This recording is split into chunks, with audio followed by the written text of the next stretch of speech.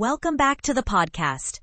Today, we're diving into the fascinating world of distributed systems, and we're starting with a thought-provoking question from Jay Krebs. Is it better to be alive and wrong, or right and dead? This question really sets the tone for our discussion on fault tolerance. As we explore how to keep services running smoothly in the face of inevitable failures, we'll touch on key concepts like consensus, consistency, and the various guarantees that help maintain system integrity. So grab your headphones and let's jump in. Distributed systems are naturally prone to failures.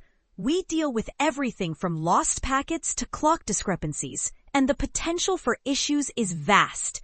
The simplest response to a fault might be to let the entire service fail and show an error message, but in the real world, that's rarely acceptable. Instead, we need to build fault-tolerant systems that can keep functioning correctly, even if some components fail. To manage these complexities, we rely on abstractions that provide useful guarantees. Think of these abstractions as a safety net, allowing applications to run without having to worry about underlying faults. Take databases, for example. We often use the concept of transactions, which ensure atomicity, isolation, and durability. These guarantees help applications sidestep issues like crashes and race conditions, leading to a smoother user experience.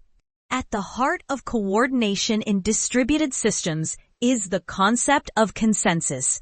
This is all about getting all nodes to agree on a particular state or value. Achieving consensus in the face of network faults and process failures is a real challenge. For instance, in a database with single leader replication, if the leader fails, the other nodes need to come together and elect a new leader. This is crucial because if two nodes mistakenly think they are both leaders, it can lead to a disastrous situation known as split brain, which can result in data loss. As we navigate this topic, it's important to recognize the limits of what can and cannot be done in distributed systems. Some situations allow for fault tolerance, while others do not. Theoretical proofs and practical implementations have explored these boundaries extensively. While we won't get into the technical details of formal models, we will provide an overview of the fundamental limits that govern distributed systems. One significant challenge we face is replication lag. When you query two database nodes at the same time, you might get different responses because the timing of write requests can vary. This inconsistency is a common issue, no matter the replication method used. This is where the concept of eventual consistency comes into play. We expect all replicas to eventually converge to a consistent state, but this guarantee is somewhat weak, as it doesn't specify when that convergence will happen. Eventual consistency can be a bit confusing. Imagine you write a value to a database and then immediately read it back. There's no guarantee that you'll see the value you just wrote if your read request goes to a lagging replica.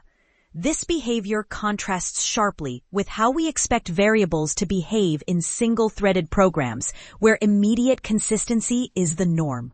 When designing distributed systems, the guarantees you choose come with trade-offs. Stronger consistency models might improve usability, but can lead to performance issues or reduced fault tolerance. Understanding these trade-offs is crucial for selecting the right model for your application. One of the strongest consistency models is linearizability, which aims to make a system appear as if there's only one copy of the data. In a linearizable system, once a client successfully writes a value, all clients reading from the database must see that value immediately.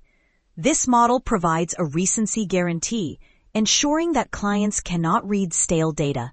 To illustrate this, think about two friends, Alice and Bob, checking the final score of a football match. If Alice refreshes her page and sees the winner, but Bob's query goes to a lagging replica, he might see outdated information.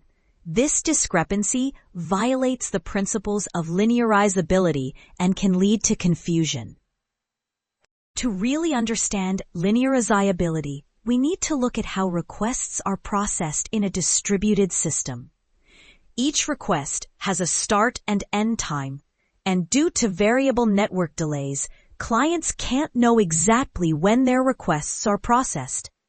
This uncertainty can lead to situations where a read might return an outdated value if it coincides with a write operation. Ultimately, the guarantees we implement in our systems are vital for ensuring reliability and user satisfaction. By grasping the various consistency models, like linearizability and the challenges associated with eventual consistency, we can make informed decisions about how to structure our distributed systems.